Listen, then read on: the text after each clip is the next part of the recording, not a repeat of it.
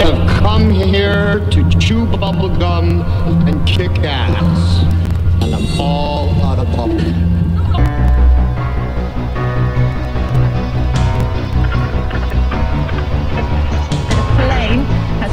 Into the World Trade Center in New York. Trying to reconcile how Benghazi was not safe enough for the Federal Bureau of Investigation to go, but it was safe enough to leave a below-spec facility for our diplomats to stay in.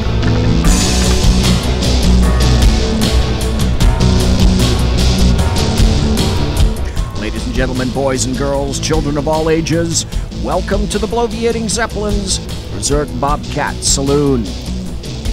It is Thursday, which is the aftermath, which I quantify customarily as all the shit that I couldn't fit into the Tuesday show, and of course the sackheads on Wednesday night were sufficiently oppressive to make sure that I could not mention them at all, because that's just who they are and how they are. And for my personal emails.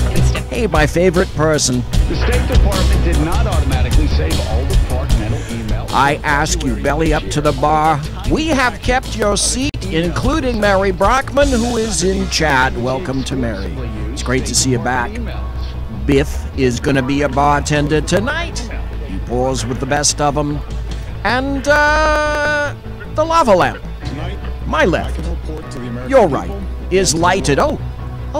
Did I say that if you go to the SHR Media channel on YouTube, you can watch me live right now. Or you go to shrmedia.com, click on live show. You can be in chat right now with all of these other people, with White Mamba, with Mike, Mary Brockman, with Dave Milner, one viewer. But wait, there'll be more. Dave says, I think Biff has a crush on Mary. I'd heard something about that as well. I have to say, we don't water our drinks just like we don't water our conversation. Politics, religion, crime, culture, economics. The solution to our problem. Government is the problem. Race, sex, science, law, we talk about it all here at the saloon. Nothing is sacred. The speech is free, but the booze is not. Well, it all depends on if you talk to Jersey Joe. And folks, if you're not listening to Jersey Joe, well, there'll be a terrible tariff on you shortly. From Jersey Joe. He told me that personally. He's going to go to everyone's house in the United States of America and determine whether or not they are listening to him when he broadcasts. He has minions. He has people. He has sycophants that follow him and do his bidding, whatever that bidding happens to be. He asked me not to tell you this, unfortunately. I have spilled the milk, so to speak. This was Jersey Joe's last broadcast for the week. It's Thursday. Now, Joe broadcasts Monday through Friday, and he begins at 6 p.m. Pacific, and that's 9 o'clock on the far right coast, which is where he is from. And then I come in at 8 o'clock Pacific, and this is his last broadcast because if you don't happen to know, Jersey Joe lives in Florida. Now, gosh, BZ, if Jersey Joe lives in Florida, why is he called Jersey Joe? Well, that's because he came from Jersey. Jersey Joe came from Jersey. And what do we know about people from New York and Jersey? They go south when they retire. Well, Joe retired, and shock of shocks went where? South. So even though he's Jersey Joe, he is Florida Joe. And he quite possibly could be in the path of Hurricane Irma. Right on the heels of Hurricane Harvey. Last Tuesday night, this past Tuesday night, I spent 2 hours speaking to Dan Butcher about all the crazy things that had occurred with regard to Hurricane Harvey. And in many places, the floodwaters are still not receding. And people were saying that that was, well, in terms of Texas, that was essentially the hurricane to end all hurricanes. Now, in terms of hurricanes, folks are saying that It's quite possible that Irma is going to be larger, that Irma is about the size of Florida itself, or perhaps a little bit larger. And folks are advised to leave Miami, to evacuate Miami, and what... You're damned if you do, and you're damned if you don't. And what I mean by that is, if you envision Florida, gosh, there's basically one way out of Florida, no matter where you are, north. Or finally, if you get to kind of the panhandle of Florida, I guess you could keep going west. If you have a boat, I'm sure you could get on the ocean. But at this point, with regards to a hurricane, that's a really silly idea. So where do you have to go? There's only one point. North. Get on a highway and go north. So what folks are saying is that the highways are flooded. They're not flooded with water, but flooded with automobiles, flooded with people trying to escape, especially those that are the furthest points south in Florida and have a distance to go. If you haven't evacuated yet, there might be you might be quite in a dreadful, serious situation. The other point out is that White Mamba, who's in chat right now, and welcome, sir, good to hear you. See you in chat, rather. Is White Mamba's in Florida too, and he was saying that gasoline is very difficult to get, that water is very difficult to get. Mike in chat says Irma is like BZ. She is a larger than what? I'm not sure. White Mamba said, I was lucky to get the water myself at Publix. Got gassed up on Wednesday. Thank goodness. And White Mamba also says in chat, I-75 northbound is a mess. I-10 west. And, oh my gosh. I can't, I feel for you folks. And if you think, this is the wacky thing, and perhaps not so wacky.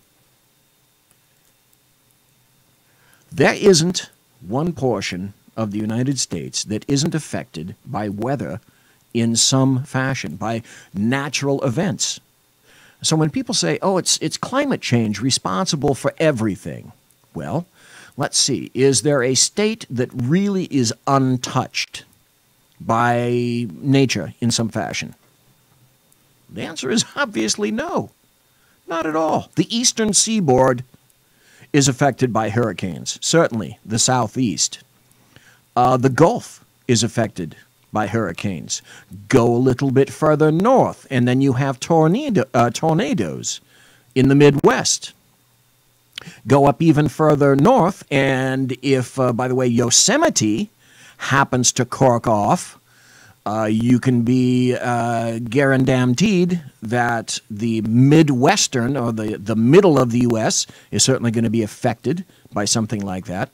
Then if you go to the far left coast, you have earthquakes, you have the San Andreas Fault, and then you have there's another really terrible fault line up by Washington and Oregon. I think it's the Cascadia range, the Cascadia fault line.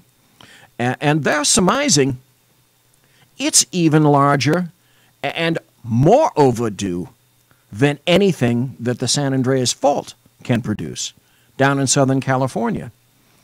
And, oh, yeah, Mary Brockman in chat says, Jesus, I should have known this, because I've got a house, my wife's got a house down in Ghetto Central in Sacramento, and I have a cabin up at about the 4,000-foot level in the Sierra Nevada mountains, up Interstate 80, and I get snow in the winter, and it's generally anywhere 10 to 20 degrees cooler up there in the summer. But every summer, what's the one that I have to change pants and shorts frequently in the summer when I'm up at my cabin, because I've seen forest fires. There was a forest fire in 2015 and I mean directly across the canyon from me. I'm on the side of a hill along with some other households. And if you look across the canyon, I'm in one county. There's a river down at the bottom of the canyon, and across the canyon is a separate county. On that canyon ridge, within less than a mile, was a wildfire heading my direction in 2050. And before that, there were fires up by Emigrant Gap, fires in Colfax. I've seen wildfires up close. When there were fires that were threatening my house, I was looking across the canyon again, and I'm estimating that there were flames. And if you've never been close to a wildfire, to a forest fire, it's beyond frightening. They can become so absorbed that they create climate in and of themselves. I looked across the canyon, and I would estimate that the flames shooting above the trees, and the trees over there, they average 60 to 100 to 125 feet, and I would say the flames were at least that tall, issuing from the tops of the trees. And of course, everyone knows fire goes up, and fire also goes in the direction of the prevailing winds, whatever direction they happen to be blowing. White Mamba in chat happens to be saying, hotels booked up all the way to Atlanta north on I-75. People are heading to Alabama, etc., and sometimes taking I-10. What scares me is that we might get some Category 1 or 2 winds up here. Rain shouldn't be a problem as we get deluged all summer long, and 4 to 5 inches in a day is not all too hard to deal with for us. The wind, power outages, and clean water is what I'm really concerned about. Excellent point. And if you don't evacuate, there's only one thing to do. You have to shelter in place, period. End of statement. There's nothing else to do. It's either A or B. Nothing in between. Let's see. White Mama also says, Gainesville is Tree City, USA. Pisses me off. Half the foliage seems to land on the roads whenever the wind blows during a thunderstorm, or some crap like Matthew last year. Mike is very kind in chat. He says, Mamba, you're always welcome here in Louisiana if you want to come. Well, that's very nice of you. What a kind gentleman you are, Mike. Good for you. I was hoping that the underground professor was going to call in tonight. I checked to make sure that the phone lines are working, etc., and they are. So apparently the underground professor has been delayed in some fashion, which is okay because I have lots of other stuff to talk about tonight. Tell you what, since we're going to do that, the professor was going to speak about sanctuary cities, by the way, and I was going to ask him two what I consider to be very important questions. Number one, are sanctuary cities constitutional? And even despite whether it's a yes or whether it's a no, the other question that I had for him was, in terms of constitutionality, is it unconstitutional, as I'm sure the various leftists throughout the fruited plain are alleging in their suits against the Trump administration? Is it unconstitutional for the United States government to withhold funds, various funds, to cities that declare themselves, areas that declare themselves, perhaps even entire states like California and Oregon, for that matter, entire states to be sanctuary states, cities, areas, counties, etc. The constitutionality of that I was curious about. And let's see, I believe that the underground professor may have been on Ken's show tonight. I think he customarily talks with Ken on Thursdays. I'm going to try to put things on a little bit of an upbeat session, because right after I do this, I'm going to go into some things that are not quite so upbeat. And there's a pretty good reason for that. Is there were 2 law enforcement occurrences today just in this area around here in Sacramento that I'm going to talk to you about.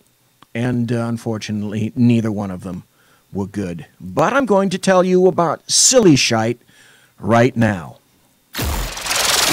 It's time for happy stories and good times. In terms of happy stories, here's a really bizarre story from the denverpost.com.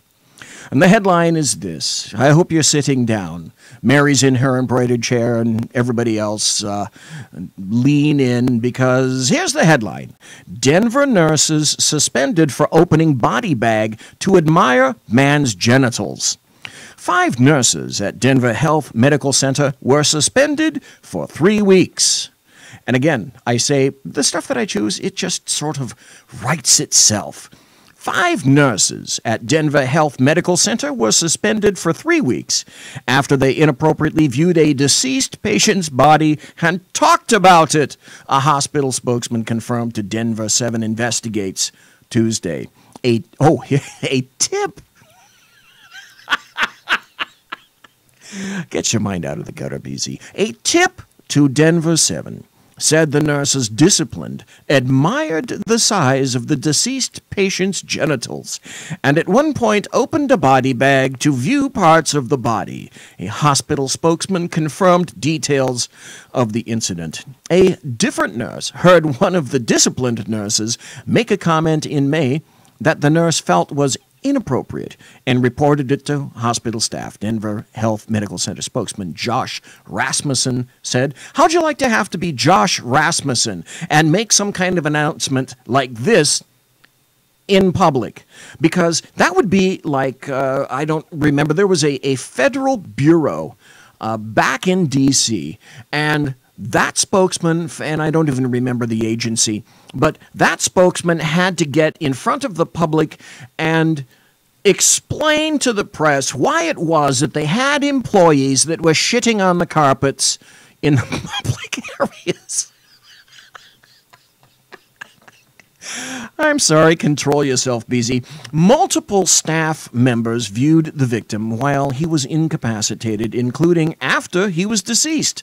A Denver police report says the complainant, Risk Management for Denver Health, made a mandatory report. The report says the incidents occurred between March 31st and April. Oh, wait, incidents, plural. That wasn't just one. It wasn't like there were 5 nurses crowded around this body bag, and one of them goes, "Well, do we do it or not?" And the other one kind of nudges her and says, "Come on, and then you hear that, and then you hear the of the thing being pulled apart, and then 5 nurses go, So there were incidents. It wasn't just one like that. Oh, no. The report says the incidents, plural, occurred between March 31st and April 3rd, 2017, but weren't reported until May 8th. Denver police, how'd you like to be the detective assigned to that case? Denver police confirmed they responded to the incident, but say the decision was made to have Denver Health Medical Center handle the issue internally. Okay. I would say that's a pretty good decision. But wait, there's more. That was an amusing story. Here's a happy story, because I always like stories with a happy ending, and this is a story with a happy ending. This is from Fox News. The headline goes like this. Armed Taco Bell workers shoot and kill robbery suspect. Well, when you walk into a Taco Bell, number one, are you aware that workers are armed? I particularly wasn't, but who knows, maybe that Taco Bell has been robbed quite a bit, because oddly enough, it happens to be in Cleveland, so I would submit that's not entirely impossible. The article goes like this. Armed employees. Oh, wait. Again, plural. Did you notice? Armed employees, plural, at a Cleveland Taco Bell shot and killed a would-be robber early Wednesday, police said. Police responded to the store in the city's Edgewater neighborhood shortly before 3 a.m. and found the suspect suffering from multiple gunshot wounds. Wow, okay, good on them. The unidentified man was taken to a local hospital and pronounced dead. Woohoo. A second suspect had some semblance of sanity and fled the scene. Investigators say 5 Taco Bell employees were in the store when the suspects came in wearing masks and ordered them to get on the ground. This is my favorite sentence of all in the entire story. 3 of the employees opened fire, striking the suspect. That's like on a range. You know, I'm sure all these guys, they looked at each other, you know, and their hands are on their pistols, and one of them says, ready on the left, and the other one says, ready on the right, and the one in the middle says, already on the firing line. Boom! And they go. Police said no arrests had been made. Well, not necessary for the one, and with luck, they'll get the second guy. In a statement, Taco Bell said the company was offering counseling to the restaurant workers and was cooperating with the investigation and vowed to upgrade the holsters of the involved employees. Now that's you see, that's a reason to go to Taco Bell. That's how a restaurant like that's how I call that really taking care of their employees. It's time for happy stories and good times. And I submit that was, in fact, a happy story, because after that I'm going to go various places that are not so happy. I wish that they hadn't occurred locally in Sacramento County, but they have. Today, we happen to bury a good friend of the Sacramento County Sheriff's Department, Deputy Bob French, and friends and family, colleagues all came to the funeral and spoke at the funeral itself. Goodbye to a Sacramento Sheriff's deputy killed in the line of duty. CBS 13's Sean Bennett joins us live from Bayside Adventure Church in Roseville. Good afternoon, Sean. Yeah, good afternoon. A lot of heavy hearts right now inside the churches. They're saying goodbye to Bob French, a veteran of the Sacramento County Sheriff's Department, someone who worked on the force for 21 years. We'll go. Bob happened to work for me, as a matter of fact, and the other prior deputy that was killed in 2014, Danny Oliver, also happened to work for me as well. Not something I'm particularly pleased with. Go ahead inside, and this is what it looks like. Is different agencies from not only our region, but all over the country have arrived here. We saw Fort Worth, Dallas. We've seen Reno. We've seen Elk Grove Police, Galt, Placer County Sheriff, Sacramento County Sheriff, Butte County Sheriff. So many agencies coming here to say goodbye. This happened more than a week ago. Bob French was killed in the line of duty. He was involved in a shootout at a Sacramento hotel. 2 CHP officers were... Which is very strange, because the last major incident that we had in Sacramento for the Sacramento Sheriff's Department also occurred at a motel by someone armed with a long gun. In Deputy French's instance, it was a task force called SACCATS in Sacramento County. They're a stolen vehicle unit with a number of agencies from the area, CHP, SAC Sheriff, SAC PD, etc., and their task force is to jump on top of people who steal automobiles. CHP went to a particular motel room near an area in a motel. I think it was a Ramada Inn in the county. Knocked on the door, and they were answered with shots from a long gun. 2 CHP officers were shot. They recovered. In the process of attempting to escape, Deputy French was holding a perimeter down below, adjacent that motel. And his job, along with his trainee and other deputies that were down below, were not to make immediate contact, but just to make sure that the suspects couldn't leave. The suspect, from a position of advantage above Deputy French on the second floor, fired down, and that's when he was shot and killed. Were also shot that day but survived. Bob French, unfortunately, lost his life doing what he loved. We talked to a lot of deputies today that worked with French over the years. They went through the academy with him. They said that he was a stand-up guy. He was the go-to guy that worked in the north area. Everyone followed his lead. They loved what he did, and he loved what he did, and he's going to be sorely missed. He was a leader on patrol. He was that guy on patrol that no matter what the call was, he took charge and everybody just followed him, and that was just the way Bobby was. Bob French was sort of the quintessential gruff guy in patrol, been around for 2 decades. He was kind of a big bear, and he was the guy that you would consult because he was a training officer when you had any questions, when any of the other deputies in those districts had questions. He was the go-to guy for that. And Deputy French will sorely be missed. Now, there will be some delays in the Roseville area along Stanford Ranch Road. There's electronic message boards that say that there could be potential delays because of today's service lasting until around the 1 o'clock hour. That service, again, still going on inside the church behind me here, where a lot of heavy hearts are just saying one last goodbye. Lisa, we'll send it back over to you. All right, Sean Bennett live for us this afternoon in Roseville. The other thing that occurred is after that, today, almost at the same time, there was another shooting, this time in the city of Sacramento, where 2 Sacramento Police Department officers were shot by a homicide suspect. Earlier this morning, there was a pod hit in the area of Watt Avenue in Highway 80, and at that point, we knew that a vehicle that was associated with the double homicide was in the Sacramento area.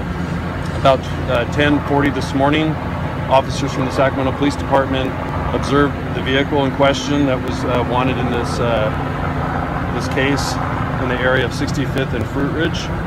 At that point, officers followed that vehicle to the location where we're at now, trying to get additional units to assist in a felony vehicle stop.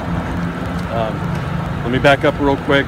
This vehicle was associated with a double homicide that occurred last week, where 2 females were killed inside of a residence off of Janrick Avenue.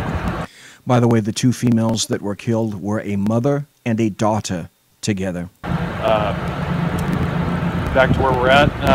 The officers followed the vehicle westbound on Fruit Ridge. The vehicle turned northbound on Franklin, and then ultimately turned eastbound on 37th Avenue. At no point did the officers actually initiate a traffic stop, that we were trying to get in position to conduct a safe approach on this vehicle.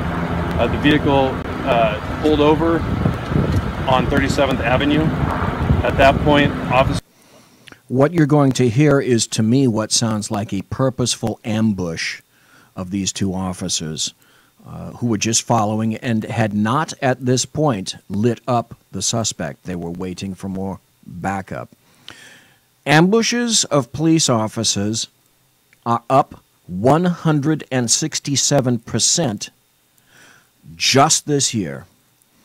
Folks, we're going to take a break. I'll finish this story. There's lots of other material to go over. Please, thanks for listening live. Thanks for listening in podcast. And thanks for being in chat. Be right back.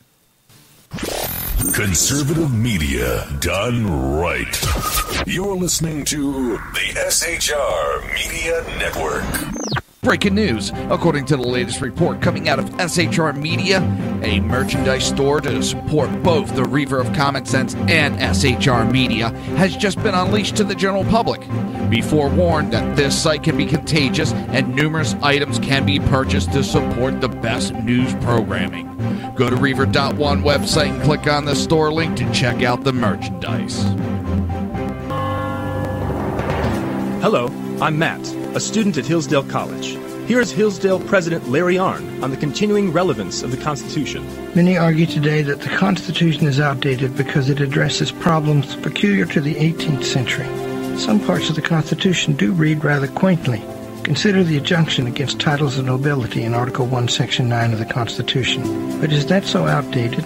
The purpose of the injunction is to prevent the government granting special privileges to some for partisan reasons. This strikes at the heart of the rule of law. The crony capitalism so common today is a place where the government bestows favors and tax dollars on some businesses to give them a leg up over others. This is exactly the kind of thing the Constitution was meant to prohibit. The Constitution is not so outdated after all. This Constitution Minute was brought to you by Hillsdale College. To join the national conversation on the Constitution, go to constitutionminute.com. Times are dark. The people misled by corrupt politicians, lied to by establishment media, and deceived by the false messages of Islam. A nation in confusion needs a guide. It needs a man with a cane. I'm Dave Milner. Join me on Spreaker, SHR Media, High Plains Talk Radio, Live Rebooting Liberty, and YouTube for a unique brand of commentary on the unpleasant blind guy. Because truth is not always pleasant. In a world controlled by corrupt politicians, You got a business. You didn't build that. a team of ordinary men emerge from the ashes to give voice to the voiceless and hope to the hopeless. Sackhead Sean. Dude, I'm not saying Catholic, stupid. Sackhead Clint. All good friends of ours usually show up drunk. Also starring Sacco as the producer. I'm a little bit drunk, 'cause I'm drinking. They are the Sackheads Radio Show. Every Wednesday at 8 p.m. Pacific on shrmedia.com.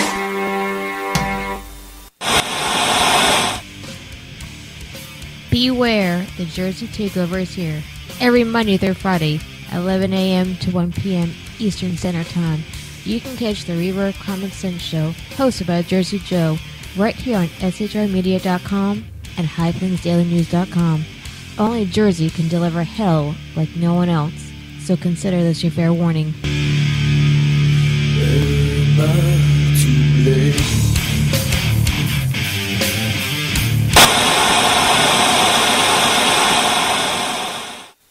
Conservative media done right. You're listening to the SHR Media Network. Ladies and gentlemen, boys and girls, children of all ages, welcome back to the Bloviating Zeppelin's Berserk Bobcat Saloon. Doing the job the American media maggots won't. Fundamentally changing America, one diaper at a time. Here is, courtesy of the SHR Media Network, the Bloviating Zeppelin. Ladies and gentlemen, welcome back to the Berserk Bobcat Saloon. It's Thursday, September 7th, 2017, the year of our Lord. I was talking about the funeral today for Deputy Bob French, who was shot and killed last week in the process of attempting to hold a perimeter for people who were involved in a vehicle theft ring. The suspect, following a pursuit in that particular instance, was shot. He was taken to the hospital. Bob French died at the scene. The suspect subsequently died of his injuries 2 days later. As Deputy French was having his funeral today in Roseville, this also occurred as well. 2 Sacramento Police Department officers were shot by a murder suspect, and we were listening to Sac PD give a recalling of this particular episode. Officers began giving them instructions so that they could safely detain this individual. Initially, the suspect was compliant and threw his keys outside the vehicle. Let me tell you why this is very important. Tactically, you want to make sure that you have a sufficient amount of cover units before you activate your lights and attempt to make a vehicle stop. This suspect, I don't know anything about his background, but I can tell you that he was sufficiently wise, which tells me that he's been to the joint, that even before they activated their lights, he stops. That's purposeful, because he realizes, in my opinion, that they don't have all the units there yet that they want. And he initially is compliant. Let's continue. And within moments, he exited the driver's side of the vehicle and began shooting at our officers. 2 of our officers have been struck by gunfire by the suspect. Both are in non-life-threatening, both injuries were non-life-threatening, and they're currently at a local area hospital, and they're expected to survive. The officers returned fire to the suspect, striking him and ultimately killing him. He was not transported and is still on scene here. Obviously, this is going to be this area is going to be impacted for quite some time. Traffic's going to be shut down on Franklin for probably the majority of the day as we conduct our investigation. So I just ask the public to please be patient during this time. I can tell you one very, very specific thing, one very important thing. The philosophy, the political philosophy, and the mindset of persons today in various bureaucracies, political and otherwise, particularly in California, are responsible, including Governor Brown, are responsible for the deaths of law enforcement officers in the state of California. The blood of Deputy French is on Governor Brown and any of the other people that activated AB 109 in Sacramento for the entire state, which was realignment, which essentially AB 109 was created to move state prisoners, including very violent and sophisticated felons, in order to reduce their sentences and move them into county facilities which do not have the physical plant and the physical security that various state facilities do. This was also the direct result of California judges who said the California state prison system was overcrowded. Because of this, it would be oppressive to keep them under these conditions. Hence, this is Governor Jerry Brown's and the Democrats' solution for the problem. That solution is just push it down to the county level. That's AB 109. Then Proposition 47 was passed, and property crimes drastically skyrocketed now to comprise a felony in terms of theft. Originally, it was $400 worth of property. Now it's twice that. It's $800. And shoplifters and thieves all across California, they're not stupid. And property crimes have skyrocketed. Then there was Proposition 57, which decided that it was going to consider some violent felonies not violent in order to reduce crime statistics and keep these individuals in local jails that were designed to house persons for no longer than 1 year under prior state law. These nonviolent felonies include some instances of manslaughter and some instances of rape. The last time I checked, those were violent crimes. California politicians have the blood of every peace officer for the past at least 4 years, perhaps 5, on their hands. This is where California is going, and you're seeing the result here, along with the Ferguson effect, and along with a complete lack of respect for authority. And you're getting people challenging law enforcement officers, aided and abetted by politicians who perhaps don't outwardly applaud this, but they're tacitly condoning this. Or in the case of Berkeley, etc., Charlottesville, they're aiding it, they're abetting it, and letting violence occur directly in front of their eyes. This is going to continue. This is going to get much worse before it gets better. There are some other stories that I'm going to go over tonight that are in direct linkage with that. I have another story, however, that I'd like to read to you folks. Houston Police Department, and I wrote a post about this. The Houston Police Department is asking that if you can assist them, they would greatly, greatly appreciate it. because we know that Hurricane Harvey has devastated coastal portions of Texas, centering around Houston, of course. Houston PD and its officers have been equally devastated. So the Houston Police Officers Union, under a man, the president of the union, by the name of Ray Hunt, has asked for assistance from other brother and sister officers. And he wrote in this particular letter, "To our brother and sister officers, as you know, the city of Houston is in the midst of a catastrophe like we've never seen before. The scope of the damage will not be known for weeks, maybe longer. We already have lost so much, including Sergeant Steve Perez, a 34-year veteran of the Houston PD who drowned in his car trying to get to work at 4 a.m. in the morning of Sunday, August 27th. Stop. He drowned at 4 a.m. in his own personal vehicle, attempting time and again to get to the position where he was stationed so that he could assist people. So he was a direct casualty of that flooding.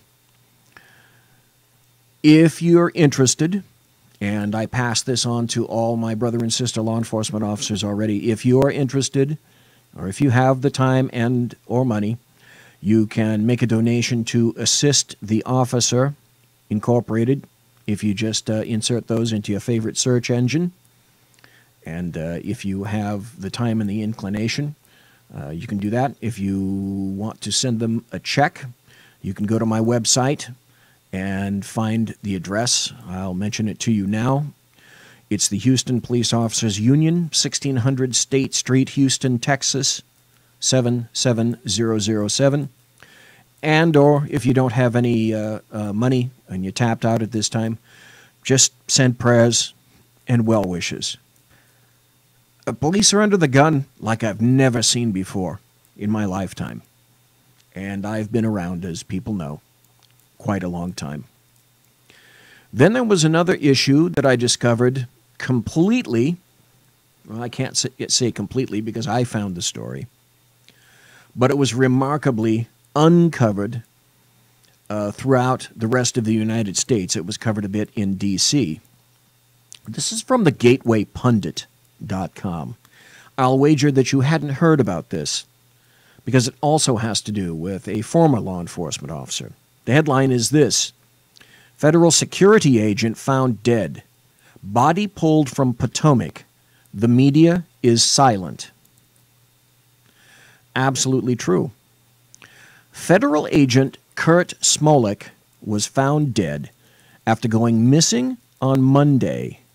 His body was pulled from the Potomac River on Wednesday. Smolik, listen carefully. Smolik was a diplomatic security special agent. An individual, an official named Christian Sherman, said, "It is with great sadness that I share with you the news of the death of diplomatic security special agent Kurt Smolik.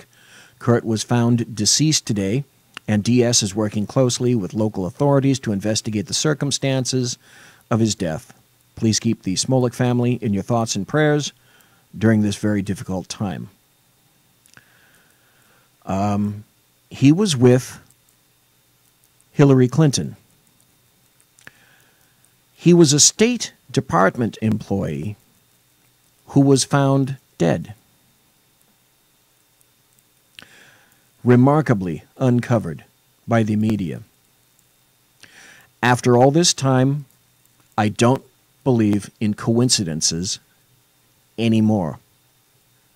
Because of the nature of what's been going on the past 10 years in this country, I've been disabused of thinking about coincidences. I see this as part of a trend. I see this as a part of a trend, and in my opinion, it's political. Now, you may take this, and you may run with it in any fashion you wish. Unfortunately, it's my opinion that there will be some political linkage made from this. Security detail individuals who worked for the prior Secretary of State don't just commonly wash up in the Potomac River. While I'm talking about deadly things, I should care to remind North Korea of this. Perhaps unbeknownst to them, they may or may not know about this. There is a very, very dangerous new weapon, a new nuclear weapon in the American arsenal. You know, the United States maintains a rather extensive nuclear arsenal. There's a group of individuals called the the Federation of Atomic Scientists, and they tend to have their fingers on the pulse of what's going on with regard to nuclear weapons, etc. In April of this year, the United States had an arsenal of over 7,200 nuclear weapons and bombs. Of those, more than 2,000 were deployed, 1,900 strategic nuclear weapons and 180 non-strategic weapons. And America also has, it should be no surprise to you, that there are quite a number of delivery systems and options for its nuclear weapons. As part of its nuclear triad, it maintains, and I'll tell you what the nuclear triad is right now, if you've never heard of that before. One leg of the triad is 94 nuclear-capable bombers, B-2s and B-52s. Over 400 Minutemen II ICBMs, which are intercontinental ballistic missiles, and 12 Ohio-class ballistic missile submarines. So it's called the nuclear triad because we can deploy bombers, submarines, and missiles that are land-based. The submarines, as a matter of fact, are equipped with very modern Trident II submarine-launched ballistic missiles, which are actually a pretty significant improvement over the land-based competitors. But it's interesting because in 1985, a single U.S. ICBM warhead had less than a 60% chance of destroying a typical silo. Today, a multiple warhead attack on a single silo using a Trident II missile would have a roughly 99% chance of destroying it. North Korea, I'm talking to you. But yet, the most devastating and the most dangerous nuclear bomb in Americans' arsenal, people theorize, is called the B-61-12. And a lot of people have written about it. And I'm telling it to you now because I still find it rather amazing. In terms of actual sheer destructive capability, the B-61 is not America's most dangerous nuclear weapon. The bomb has a maximum yield of 50 kilotons, the equivalent of 50,000 tons of TNT. In contrast, for example, the B-83 nuclear bomb has a maximum yield of 1.2 megatons, 1,200 kilotons. What makes the B-61 bomb the most dangerous nuclear weapon in America's arsenal, North Korea, and I'm talking to you, is its usability and its versatility. The usability derives from a combination of its accuracy and low yield. So in terms of this, the B-61 is America's first nuclear-guided bomb. We don't have a nuclear-guided bomb in our arsenal today, yet here comes the B-61. Accordingly, existing U.S. nuclear bombs have circular error probabilities, CEP, of between 110 to 170 meters. In other words, that's its accuracy. This particular bomb is accurate to 30 meters. That's 98 feet. So America now has the capability to deliver a nuclear warhead adjusted to a number of delivery vehicles within a 98-foot radius, North Korea. So if we discover North Korea, where Kim Jong-un may be one day, North Korea, if you're within a very, very specific area, North Korea, will find you. Now, the B-61 is interesting because it has a low yield. The bomb has a maximum yield of 50 kilotons. But if necessary, this yield can be lowered as needed for any particular mission. In fact, the bomb's explosive force can be reduced electronically through essentially a dial-a-yield system. So the combination, basically, of accuracy and low yield make the B-61 the most usable nuclear bomb in America's arsenal, North Korea, because it's actually the most accurate. Making, one person said it this way, making a weapon twice as accurate has the same effect on lethality as making the warhead 8 times as powerful.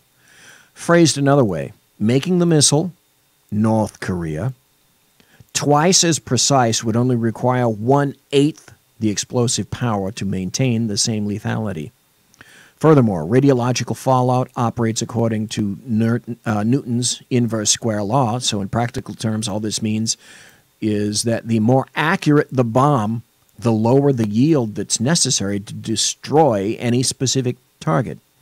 A lower yield and a more accurate bomb can therefore be used without having to fear the mass indiscriminate killing of citizens through explosive force or radioactive fallout. North Korea. And my guess would be that the B-61 has likely been affixed to at least 2 portions, or at least one, I should say, one portion of the nuclear triad, North Korea. The interesting point is on that, if you're reading the news, I'm sure you've also heard that North Korea is in the process of stating that they have the capability to conduct EMP strikes across the United States. You don't have to be very accurate with that, really, to have a devastating effect on most any country. I would submit that it would take one nuclear weapon detonated in the atmosphere over Japan to essentially bring Japan to a halt. If Kim Jong-un has the ballistic missile capability and the range, he doesn't particularly have to worry about accuracy if he's built missiles in fissile material to deploy as EMP devices. All he'd have to do is be semi-strategic and kind of dash them into a general area. Say Washington, D.C., or San Francisco, or Los Angeles. He doesn't have to be accurate with that at all. And those are very serious strikes that he's announced.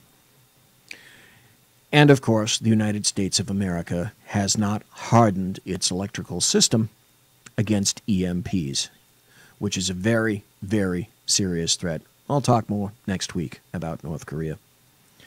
In the meantime, another very disturbing situation, and this comes on the heels of Irma, Hurricane Irma, is what's happened, and the Sackheads spoke briefly about it last night, in the U.S. Virgin Islands.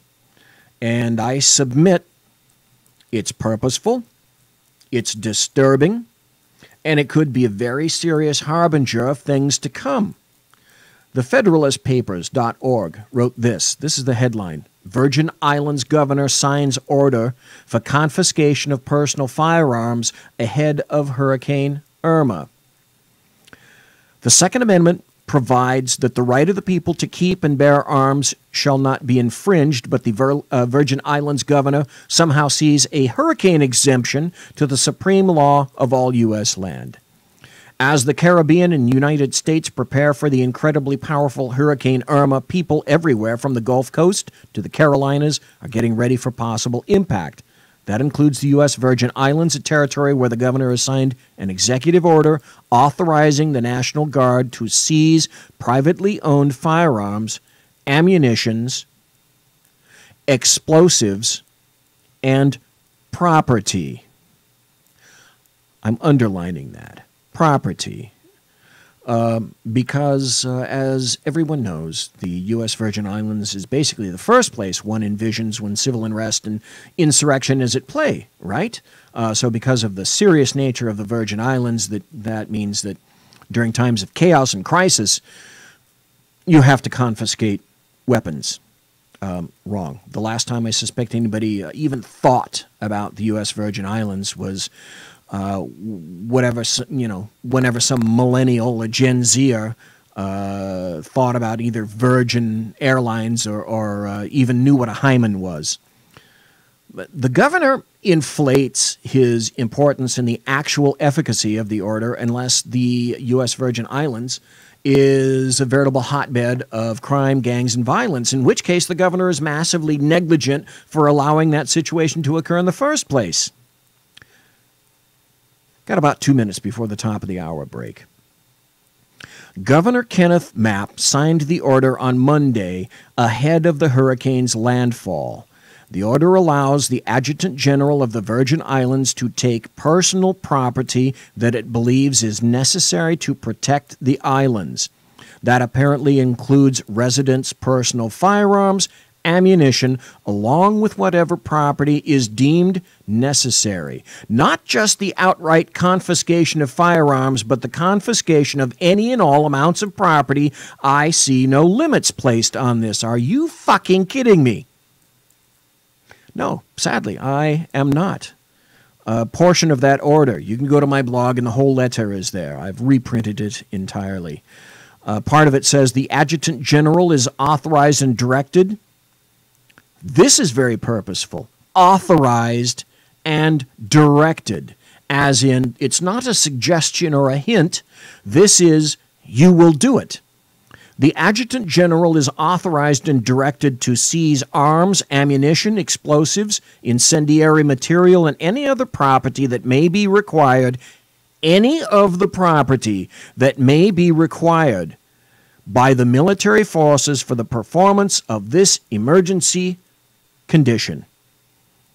Because, as everyone knows, the Second Amendment has a hurricane exemption. Right?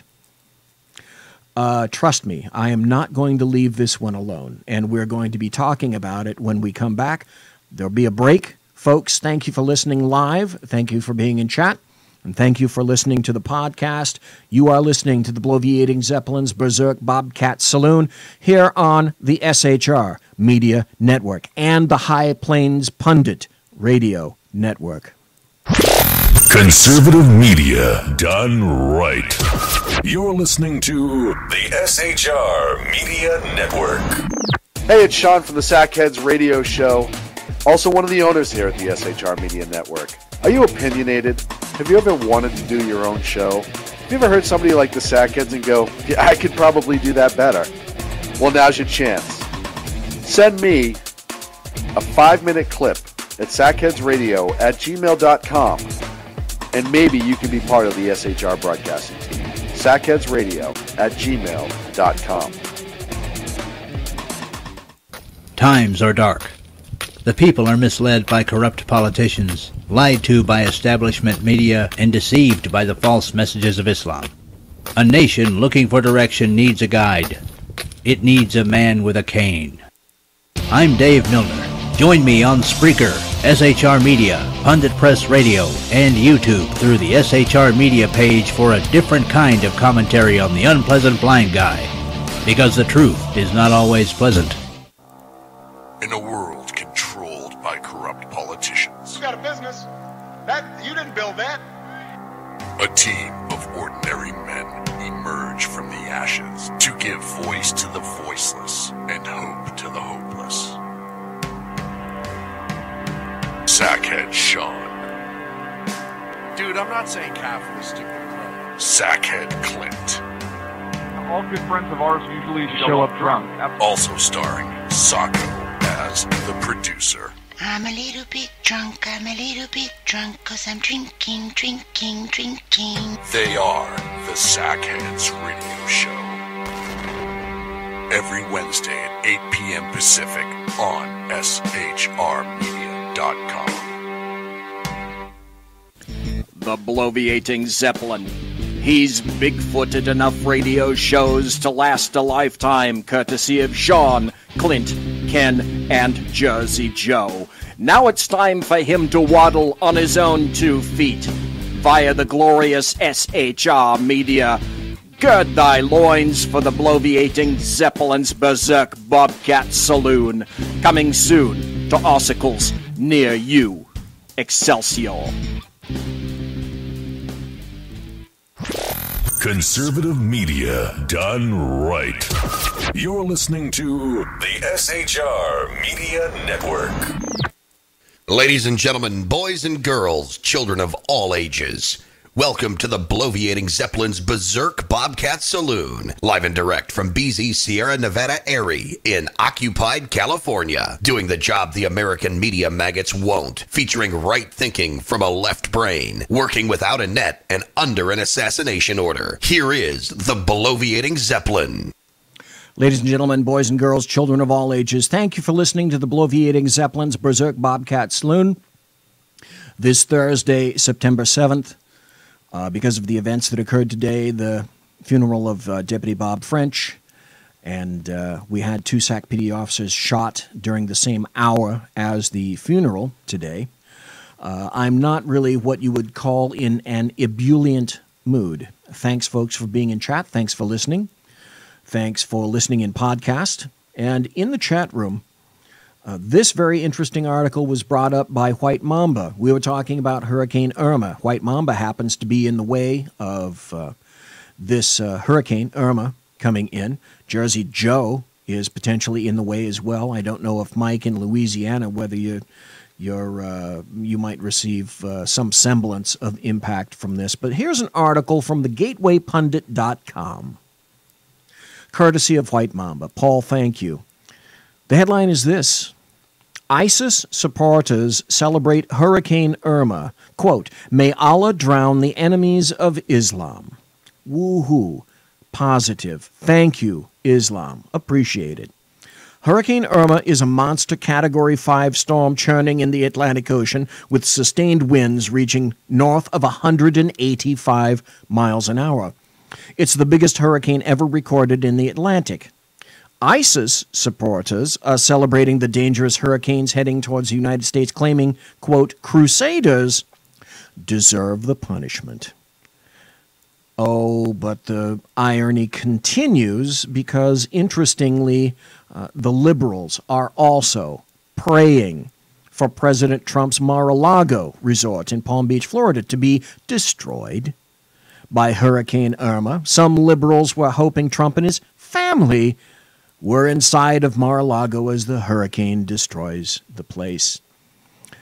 This particular author, Layla, says it's getting harder and harder to tell the difference between the left and ISIS, or Antifa. ISIS supporters, Muslims, took to social media to celebrate Hurricane Irma and the other hurricanes churning in the Atlantic Ocean heading towards the United States of America.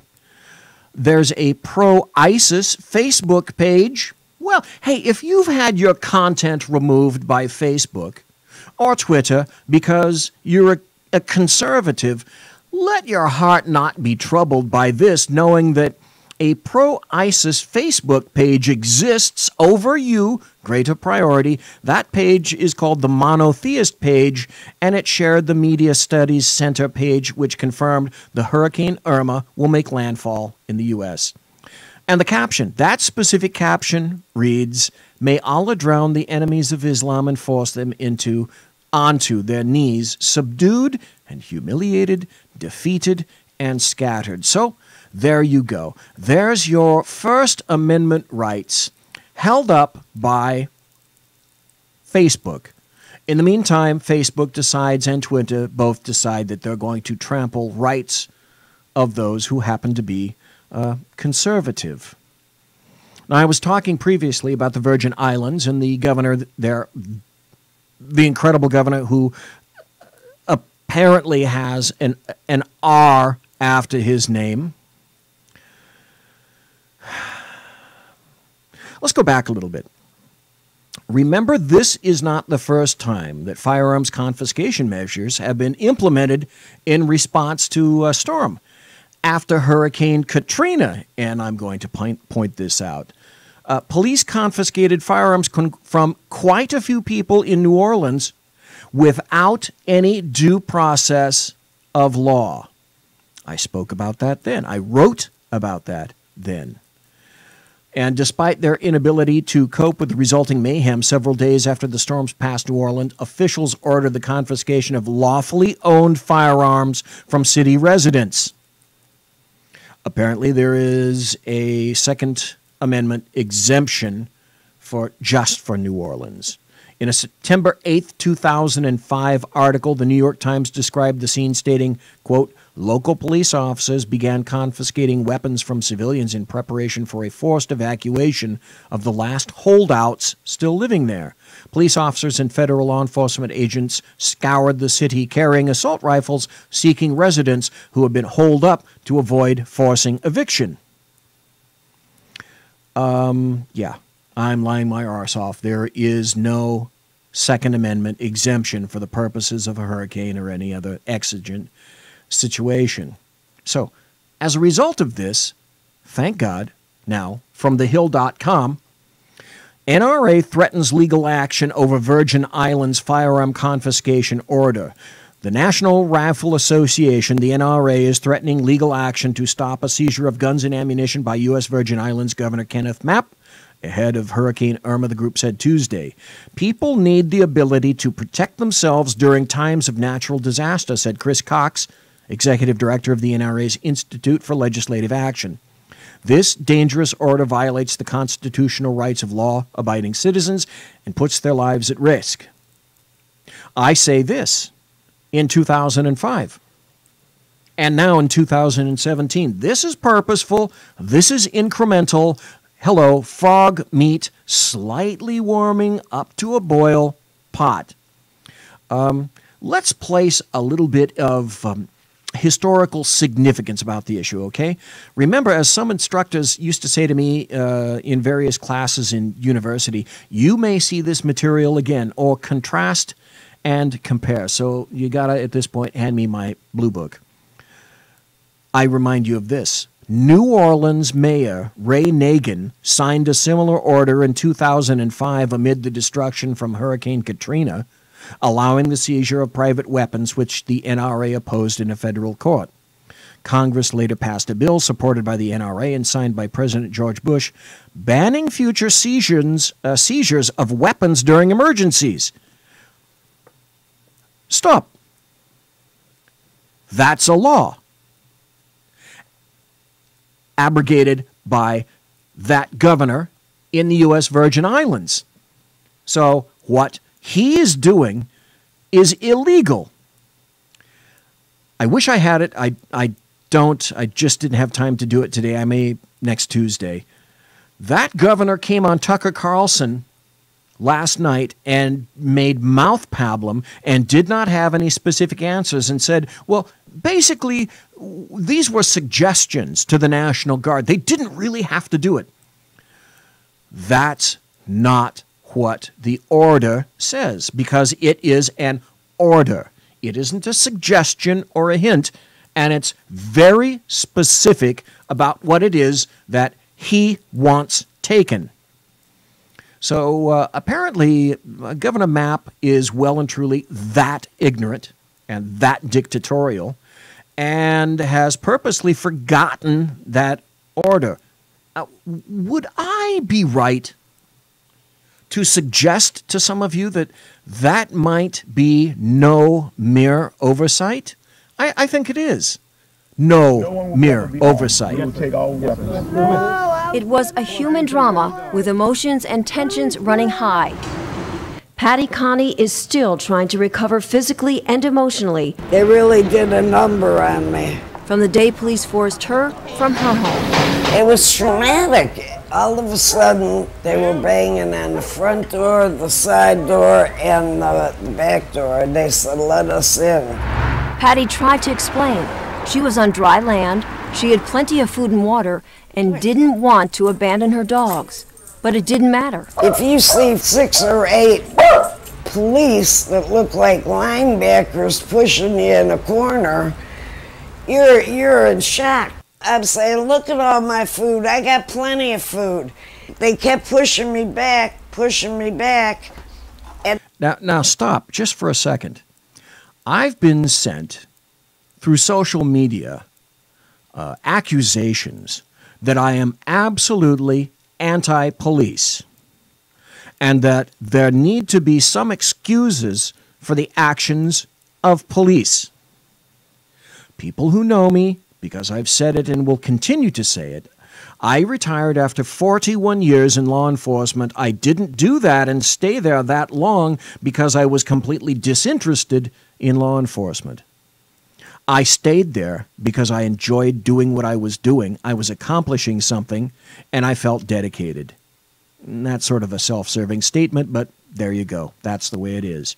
However, during those times, I was held to ethical standards, and I told my trainees, and I told my troops, wrong is wrong and right is right, which is why I say when the cops do something good, I'll support them, and my troops knew this as the day is long.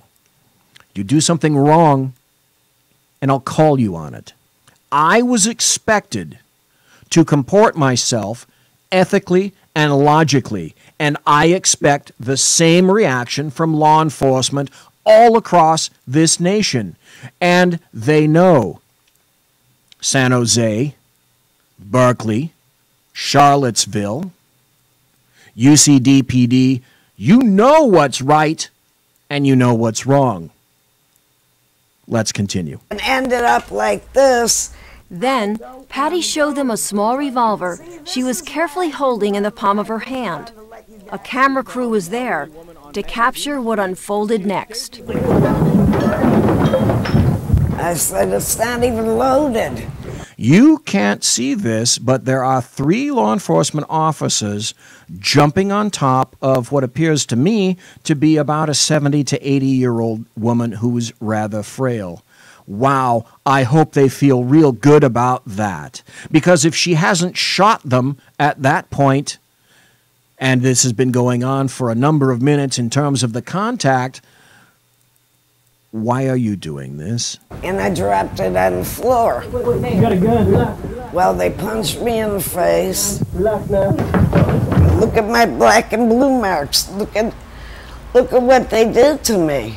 They dragged me. So what the police are saying essentially is it's best not to be a truthful citizen, because if she'd kept the gun in a drawer, in a cabinet, someplace other than her trying to say, look, this is what I've got. What she was attempting to do is say that I can defend myself and I don't need to go. So what this tells me is that in order to avoid something like this, you can't be honest with law enforcement. How sad is that?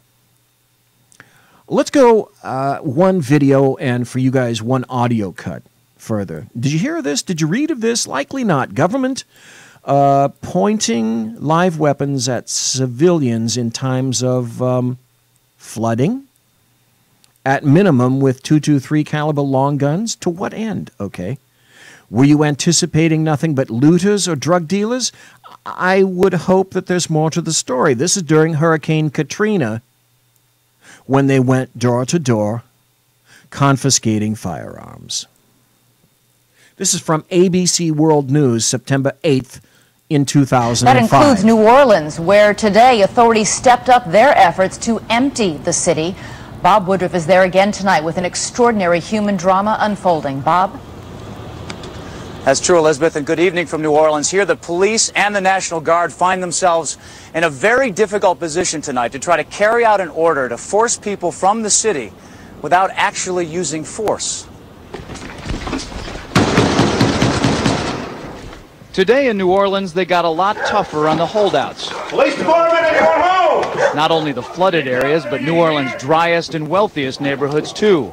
These guys are garbed up, ready for action. It looks like an assault team, and they have 223 long guns in their possession, the likes of which they're pointing at the door as they knock on the door. These are not people who have committed crimes. The police and National Guard going street by street, house to house. We need to make sure, too, that whenever we knock on doors, people refuse to leave. We need to make note, call it in. They say there are no orders to use force, just strong persuasion. Well, unless it's an 80 or a 70-year-old female who has a gun, then force is clearly authorized. Sometimes entering open houses with guns drawn. Sometimes entering open houses with guns drawn. And instructions to disarm anyone inside. And instructions to disarm anyone inside buildings and residences. You said guns will be taken. No one will be able to be armed. We will take all weapons. That's the police chief in New Orleans. That happened today in this wealthy neighborhood where homeowners had armed themselves to protect their mansions. Imagine that. Homeowners wanting to protect themselves in times of duress when, customarily during situations like this, looting has, oddly enough, been known to occur. Residents were handcuffed on the ground. Residents were handcuffed on the ground. In the end, police took their weapons. But let them stay in their homes. Well, here's an audio cut from an actual oath keeper. What's an oath keeper? That's an individual like myself who has sworn a separate oath to obey the original oath they forswore as law enforcement officers. My, what a unique situation that is. This is Stuart Rhodes, founder of Oath Keepers. We know gun confiscation happened in Katrina. In fact, that's one of the reasons I started Oath Keepers, was because of that atrocious example. That's called a clue. However, I knew also from my prior experience as a paratrooper, there are people of honor and integrity in the military who would not do such things. But until now, we did not have evidence of that happening during Katrina. But I present to you an interview with Sergeant Joshua May, Utah National Guard, who did stand down and did refuse. In fact, his entire unit refused. I'm here with Joshua May, and Joshua and I just met today. That, folks, is an individual with ethics and scruples. We're up here, Sheriff Macra and I were up here last night in Logan, Utah, giving a speech, and we heard about Sergeant May, and you're now a staff sergeant? Correct. I say this. How fucking sad is it that we have to think that persons honoring the oaths they took as law enforcement officers, that we have to praise them? They're kind of the exception now. I could never, ever have envisioned this country getting to this point now. I couldn't see it. Okay. And he's in the National Guard here in Utah, and we heard about his story. In Katrina, we didn't realize this, but there were people who refused to participate in any gun confiscation, and Sergeant May was one of them. And so go ahead and tell us your story. Well, when we got to Katrina, we were actually down in the southwestern part of the state, down in more of a rural area. And there, of course, were rumors and things that martial law was in effect and that we were maybe going to be part of gun confiscation, firearms confiscation. And you were in an intelligence unit? We were in an intelligence unit at the time, and we were just going down to pull security is what we heard at first, and help out our brothers and sisters down there. Right. And you were stationed in a more rural part of Louisiana? We were in a rural part of Louisiana, down the southwestern area. A little town called Erath is where we did our security. Right. And so there were some rumors, and a group of us had gotten together, a group of my buddies in the military, and we had talked about whether or not this was the right thing to do, and we came to the consensus that no, we will not be taking firearms. And so when we got there, because I was the loudmouth of the group, they asked me to go and talk to the commander, which I did, and I just explained to him that there's a group of us that we won't do that. He told us at that time that that's not happening here, don't worry about it. Then we won't be doing that. And in that area, we we didn't have any problems. Right. Now, in fact, you had some interaction with local folks who were taking care of their own security. Right? I did. Yeah, it was interesting. The first night we got there, and again, how incredibly sad is it that we think it's unique that this person or persons like him make a conscious decision to actually uphold the Constitution and the Bill of Rights.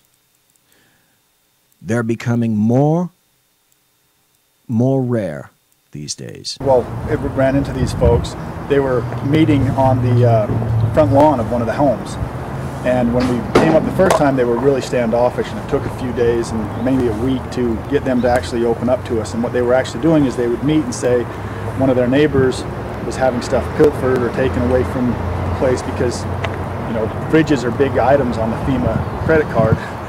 They were taking the fridges away to either sell them or put them on their front lawn so they got more money. So these guys were going around and providing security at their neighbors' houses. And when we first came up, they were standing on the front lawn, and some of them were armed, and they thought we were there to take away their weapons because they had heard the rumors that martial law was in effect and we were going to take them. And that occurred. It took us several days to convince them that's not why we were there. Right. Once we convinced them, they actually started giving us a lot of intel saying this is what's happening around town. And that's what you do if you're an honest, ethical law enforcement officer or member of the military. But folks, is that now what we get when certain persons deign to live in any number of hundreds of what I call urban rat cages in the United States of America? Once free, once jubilant, once unfettered? I'm sure Governor Mapp is certainly in keeping with the leftists' meme of gun control and gun confiscation. Now you know it's illegal. Now you know President Bush signed a bill specifically aimed at that not occurring. Where are the orders and the procedures delineated for returning these firearms to the citizens? The answer is they don't exist. There's no such animal, and there's no plan for it. Confiscation, permanently. Oh, but what do we know about a crisis such as, say, Irma, right? What is it that we know about that? Take it away, Ron. You never want a serious crisis to go to waste.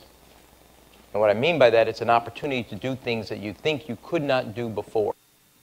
Thank you, Rahm Emanuel. Folks, your rights are incessantly under assault. Do not doubt that for a second. And the folks that say that I'm anti-cop are certainly not going to like this because I wrote and spoke about this last week. But finally it happened. Right after, oddly enough, I had just spoken about doing the exact same thing. Charlottesville PD is getting sued. And I say, let the lawsuits commence. So I advocated, if you guys remember, I advocated for this back on August 29th and August 31st here in the saloon. I wrote about this on August 31st, indicating that lawsuits were well past due on behalf of those persons who were injured by the clear and obvious negligence displayed by certain specific law enforcement agencies when they purposely determined that they were going to step back as Antifa appeared and shirk their law enforcement responsibility, their oaths, their honor.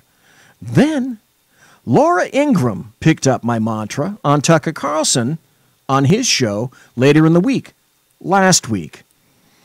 So I say, maybe it's time to remove some very select and pointed elements of what law enforcement officers and attorneys know as qualified immunity.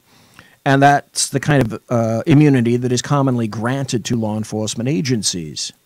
Well, why does qualified immunity exist? Okay, because on their faces, law enforcement agencies across the nation attempt to do the job that they've been tasked. They try to do the right thing. When they fail to do the jobs to which they've been tasked, then, in my opinion, qualified immunity should be lost, unequivocally. The radio show host, the editor-in-chief of LifeSet.com. She's been thinking a lot about this subject, and she joins us tonight. You had, I thought, one of the smartest suggestions. Why not classify Antifa as a terrorist group? Well, they are. I mean, sadly, that is America today. We've had official after official ignore this. This has been going on for a long time with Antifa. Yes. Antifa. They've been terrorizing people, intimidating people, and when they can get away with it, violently attacking people. These are felons, and for them, this is. We hear about honor killings, usually in the Middle East. For them, this is honorable. And I'm concerned we'll get to that point where to win the badge of honor in Antifa, you do actually have to kill someone. We saw what happened with that young woman in Charlottesville, and she was run over by, I guess a white supremacist. Well, no guess about it. It was a white supremacist. Let me see if I can go forward and find the very specific part where she talks about what I suggested. Let me see if this is anywhere. That immunity that most police get for how they conduct themselves to enter this park. They stood back and left when Antifa entered this space after the initial dates. We have police who are not doing their job. They're ostensibly are standing there with shields and helmets on. They're allowing Antifa. They're allowing Antifa to go out of control. What happens when you don't do your job? Well, the answer is you need to be answerable for that. So her suggestion was, let's remove qualified immunity. Let's decide that we're going to allow police departments to be sued.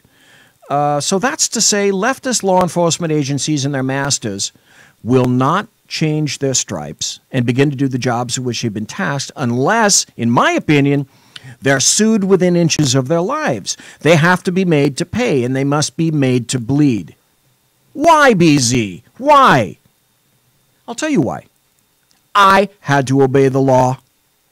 If I have to obey the law as a peace officer, you all have to obey the law. If I had to get a warrant from a duly qualified judge in my jurisdiction to acquire a search for property or a warrant of arrest for an individual, then other agencies should be required to get warrants for evidence, property, and persons the same way that I had to myself. There should be no exceptions if you're abiding by the law. They need to pay if for no other reason than to set an example. A chilling effect needs to occur, and to send a very clear message has to be sent. And it looks as though that's going to be sent. How sad is it? How sad is it that I have to say it's sad that this has to occur in the United States? I think it's horrible.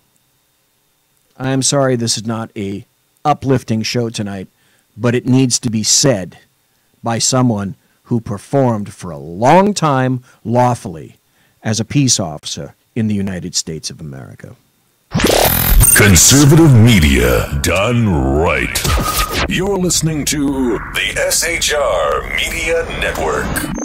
Hey, it's Sean from the Sackheads Radio Show, also one of the owners here at the SHR Media Network.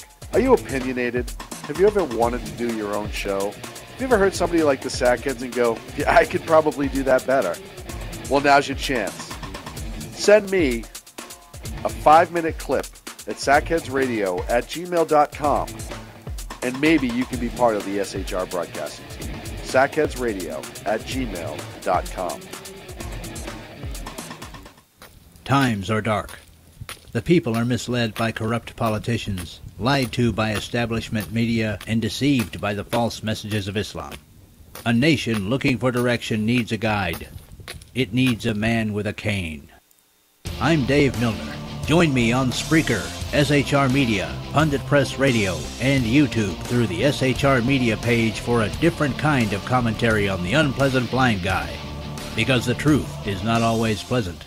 Hey, this is Mim from Freedom Fest, the world's largest gathering of free minds. Join your friends from SHR Media at the beautiful Paris Resort in Las Vegas, Nevada, July 19th through the 22nd for 3 amazing days of liberty-oriented discussion, investment advice, and the Anthem Film Festival. It's our big 10th anniversary, featuring keynote speaker William Shatner and Freedom Fest favorites, including Steve Forbes, Jim Rogers, Lee Edwards, David Boaz, Doug Casey, Dinesh D'Souza, John Stossel, Lisa Kennedy, Grover Norquist, Peter Schiff, and many more. Don't miss out. Register at freedomfest.com for $100 off the regular registration rate when you use the all-caps code SHR Media. Featuring right thinking from a left brain and doing the job the American maggots won't. BZ is fundamentally changing America one diaper at a time. Just when safety pin manufacturers are running out of metal for the diapers of the leftists, where the speech is free, but the drinks are not. The Bloviating Zeppelin's Berserk Bobcat Saloon can be heard every Tuesday and Thursday night, commencing at 11 p.m. Eastern and 8 p.m. Pacific, where pushback is a requisite art form in and of itself. Let your ossicles be truly liberated when you listen to the Bloviating Zeppelin's Berserk Bobcat Saloon, only on SHR Media Network. No ferrets were harmed in the making of this ad. Conservative media done right. You're listening to the SHR Media Network.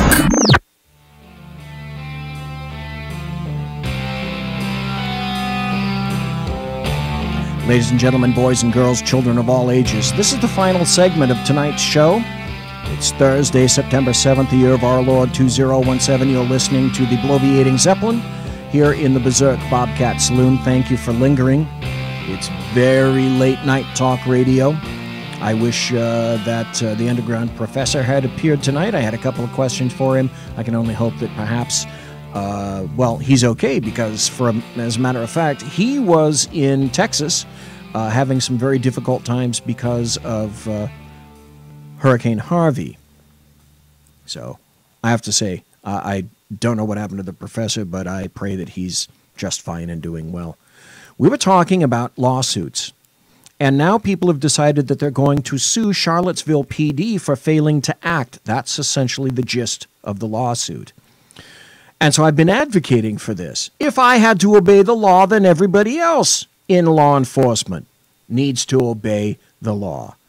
So if you happen to live within the jurisdictions that I recommend in terms of suits, say San Jose PD, Charlottesville PD, Berkeley PD, UCD, that's the University of California, of Berkeley PD. Well, sorry, it may possibly suck to be you in the future because I can only hope that your law enforcement agencies are going to be drained and the overarching entities, the city and state administrators, will likewise be as well.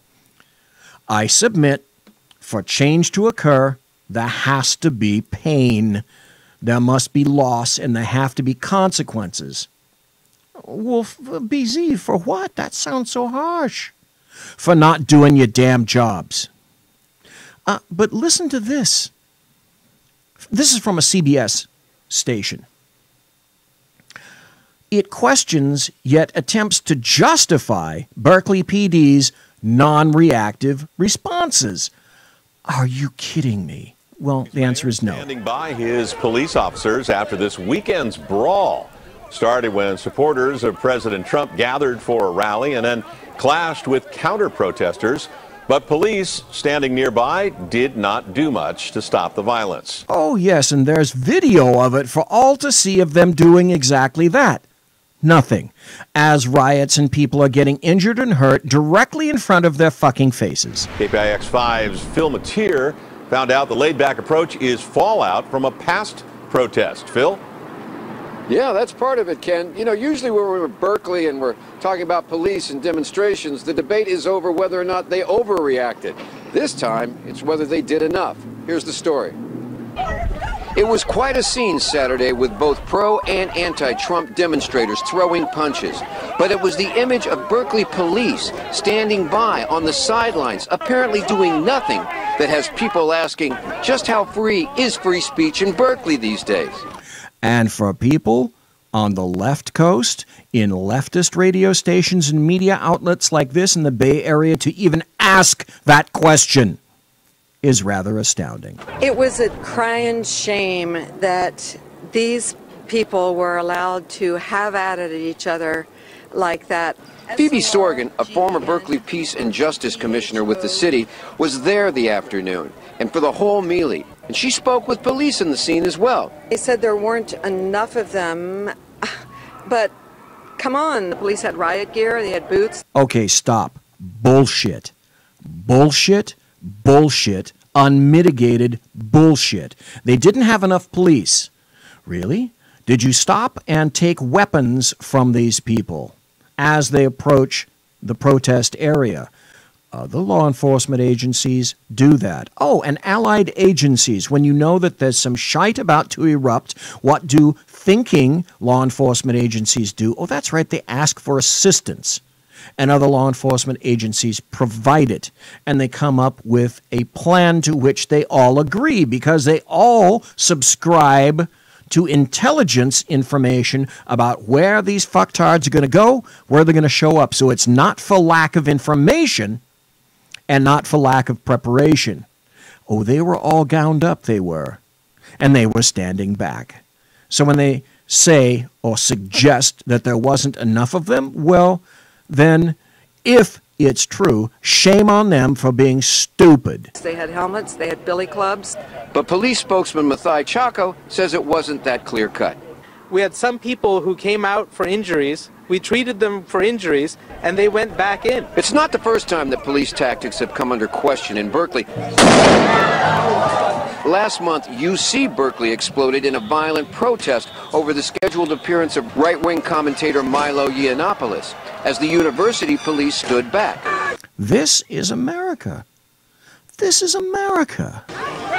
On the other hand, Berkeley police were criticized supposedly for overreacting during a Black Lives Matter protest turned violent in 2014. This time, Berkeley's mayor said at least no one on the sidelines was hurt. Oh, really? Really? Again, bullshit. Did we know something about Mayor Jesse Arreguin? Because he's going to talk here in just a minute. He's a member of BAMN, an Antifa-aligned group called By Any Means Necessary. He's a member of their Facebook group, which means that this fat fuck is aligned with Antifa and is a leftist and doesn't mind a little anarchy and chaos in his own jurisdiction. Because after all, he didn't get injured, did he? This crowd was intent on committing violence. I think our police did a really good job under very difficult circumstances. Right, they did a great job. They did a great job standing erect. Police want to make it clear that although the demonstration and the fights may be over, that the investigations are continuing. They're going to be issuing more photos and videos of those involved in the hopes that the peaceful demonstrators who were on hand might be turned witnesses and try to help get rid of the bad element. Until then, in Berkeley, film material. Why do you have to do that afterwards? Why do you decide not to do your job up front? You know, respect your oath. Honor it. Be ethical. So I emphasize, all right, cash has to be diverted from customary necessary requirements to lawsuits. If you must suffer, if you have to suffer as a leftist law enforcement agency due to locale, okay, so be it. You, as a local citizen, signed up for this. Your zip code is your vote. The Washington Times wrote, here's where the rubber hits the road. Lawsuit alleges Charlottesville police were ordered to stand down at white supremacist rally. A shock. No, not for proper thinking individuals. Robert Sanchez Turner claims cops turned a blind eye to violence on the ground at August 12th rally. A man who was assaulted during a white supremacist rally in Charlottesville, Virginia, is suing the city and state police, alleging that officers were ordered to stand down and failed to act even as they witnessed the attack. Oh, that can't be right. According to the federal lawsuit, Robert Sanchez Turner was sprayed in the eye with pepper spray and beaten with canes and had urine thrown at him during the August 12th rally in Charlottesville as police officers stood less than 10 feet away and did nothing to stop the assault or arrest the assailants.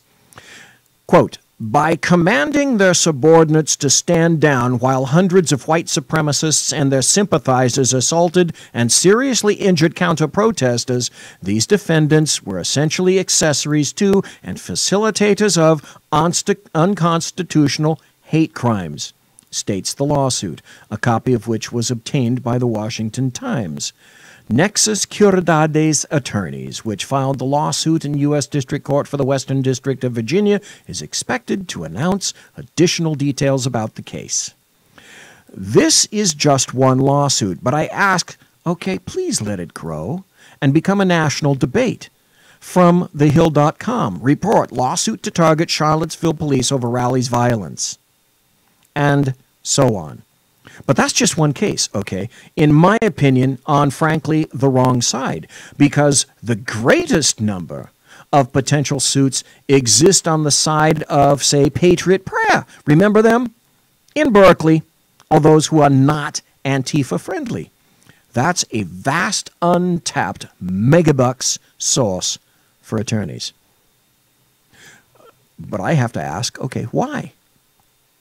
Because some law enforcement agencies still purposely choose, it's a choice, to not do their job in various venues across the nation. Not a decision made by line-level troops, no, but a decision that's made in concert with various other applicable government levels to include mayors, city managers, bureaucracies, bureaucrats, union members, and those beyond civil service. Those with the leftist bent, weak of mind, unable to think for themselves, coattail hangers, sycophants, those incapable of independent and or true critical thinking. Because, you know, after all, that's the last thing taught in any college today. Only lockstep thinking is promoted and encouraged. Non-variancy, mindless response. The pro bono legal group plans to formally announce the litigation on Friday in Emancipation Park, where the August 12th rally took place. And I say, yeah, excellent. Be general in your suits and then become very specific. Name names. BZ, how can you possibly say this? Name names. Because what? Most cops wear name tags, Velcro tabs, nameplates. They have badge numbers. They have badges. Let them be named. Specifically, quite very specifically. Why, BZ? Because you either engage and do your job, or you stand back and you allow chaos to ensue. Because, you know, trust me, you beggars, the chaos you allow will soon come to visit itself upon your neighborhood and your family. Damn you for not seeing those consequences and being able to see that that's potential. That's possible. President Trump was correct. There was blame on both sides. He spoke the obvious truth. And yet he was excoriated by leftists and the American maggots. The driver of the car is a disgrace to himself, his family, and this country. But, of course, President Trump didn't apologize sufficiently, remember? And that is, you can call it terrorism. You can call it murder. You can call it whatever you want. I would just call it as the fastest one to come up with a good verdict. That's what I'd call it. Because there is a question. Is it murder? Is it terrorism? And then you get into legal semantics. The driver of the car is a murderer. And what he did was a horrible, horrible, inexcusable thing. Period. But that wasn't enough. Trump did not disavow sufficiently. Okay, what about the alt-left that came charging at him? Excuse me. What about the alt-left that came charging at the, as you say, the alt-right? Do they have any semblance of guilt? No, you can't say that. Let me ask you this. What about the fact they came charging with clubs in their hands, swinging clubs? Do they have any problem? I think they do. So, you know, as far as I'm concerned, that was a horrible, horrible day. Wait a minute. I'm not finished. I'm not finished, fake news. Okay, one reason why I really like President Trump, in some instances. That was a horrible day. I will tell you something.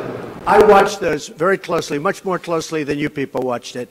And I agree. You have you had a group on one side that was bad, and you had a group on the other side that was also very violent. Stop. And President Trump was excoriated literally for days and days on end because he said precisely that. Mr. Turner was assaulted while police officers watched but failed to act to keep him safe or arrest those responsible for attacks, the organization's public relations director said. The lawsuit follows a report that federal authorities had warned Virginia law enforcement of potential violence at the rally, citing previous clashes between white supremacist groups and anti-fascist Antifa protesters. Guess what? True on both sides. Violence on both sides. So, finally, a truism from President Trump that the American media maggots shan't acknowledge in retrospect, what we just heard. Purposeful indifference.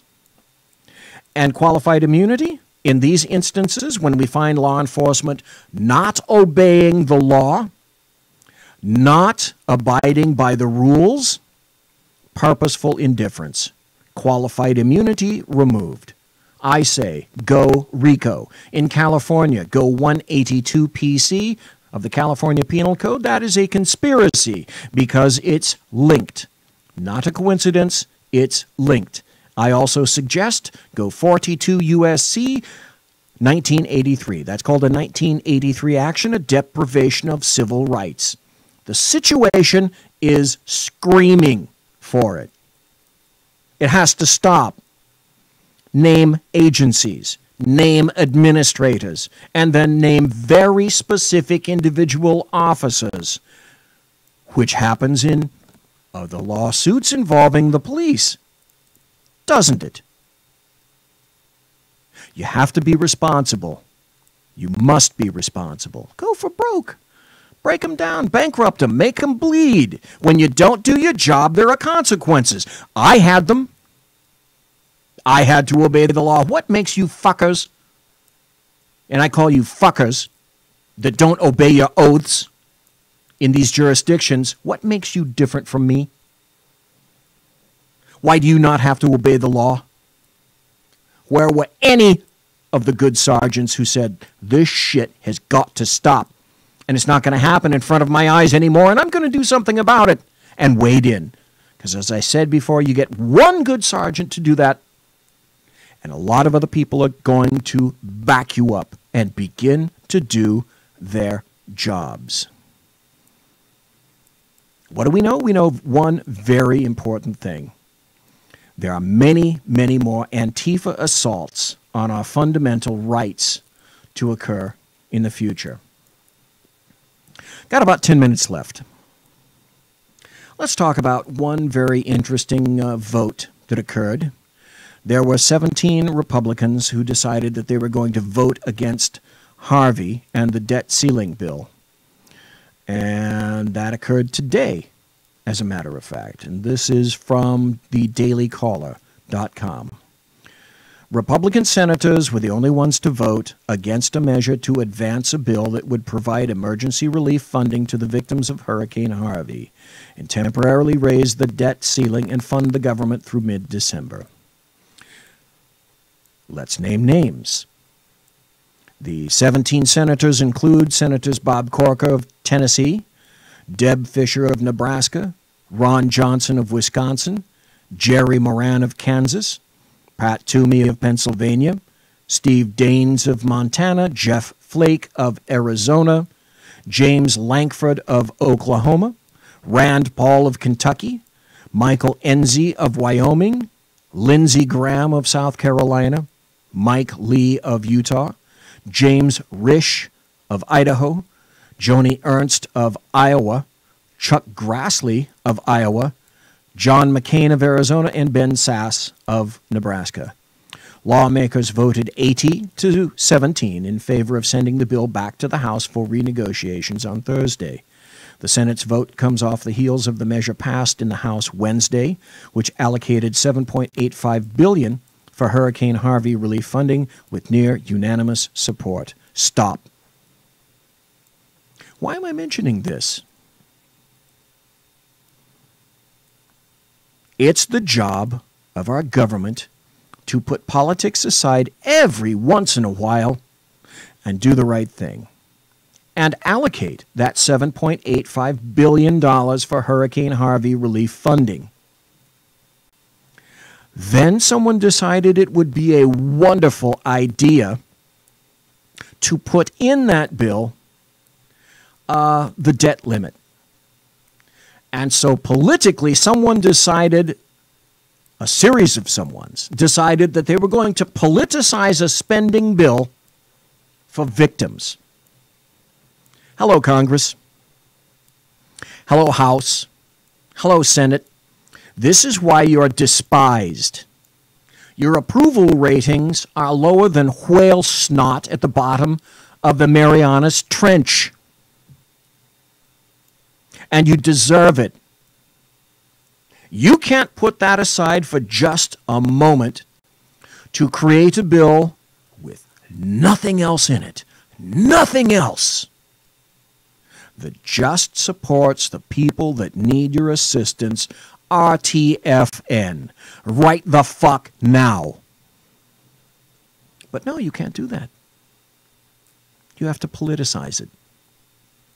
Because that's your job. Is it not? Melanie Collette, and she was on last night on Sackheads, and she's going to be going 5 times a week with a 1-hour show every day, Monday through Friday. She happened to write an excellent article about blacks in the United States of America. Some occasions, some things have occurred recently, and I'm not going to be able to do this. I just don't have enough time to do it tonight, and I'm not going to go into overtime because I'm sure you've got things to do, and I know that I do as well. So I think I'm going to pull what would be similar to a Jersey Joe because I don't want to short shrift this information. We're going to go into some areas in Tuesday that Melanie Collette bravely decided that she was going to take on herself. I'm not going to tell you exactly what it is, but I have a number of articles and pieces of information to talk to you about next Tuesday. And surely between now and then, there's going to be all sorts of stupid shite stepping off tomorrow, Friday, Saturday, Sunday, and Monday. You can be guaranteed of that. I apologize for the rather severe and sharp tone of the show, but I'm not a happy camper. I'm not happy when cops, my friends, people I worked with, are shot and killed. And I'm not happy when law enforcement is shot by people who are out and out thugs. The only good portion, the only good part of what occurred today when the 2 SAC PD officers were shot is the suspect was shot and killed. And so thank God at least a few $1,000s will be saved for the trial from that fucknuts. Again, my apologies, but I'm not going to apologize to law enforcement, and I'm not going to apologize for law enforcement. Those folks did their jobs, and they pay the price. Bob French paid the price. The 2 SAC PD officers paid the price. The 2 deputies who died in 2014 because of an illegal alien in this country paid the ultimate price. Danny Oliver for the Sacramento County Sheriff's Department and Michael Davis for the Placer County Sheriff's Department back in 2014. Dead, gone, families impacted. Bob French, dead, gone, families impacted.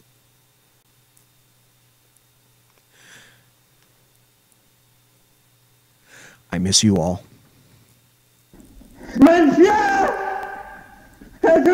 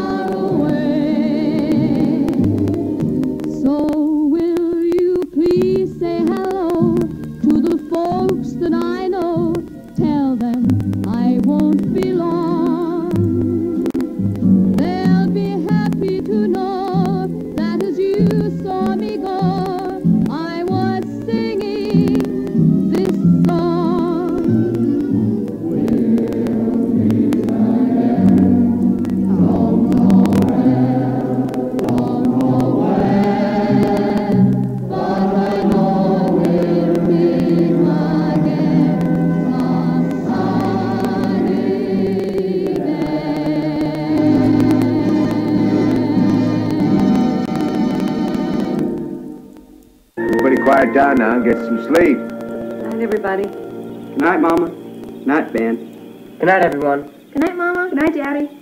Good night, children. Good night, Daddy. Good night, Elizabeth. Good night, John Boy. Good night, Jim Bob. Good night, Jim Bob. Good night, Jim Bob. What's going on? I was asleep. What's everybody doing?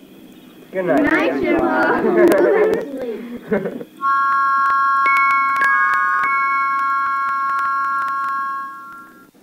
Good night, and good luck.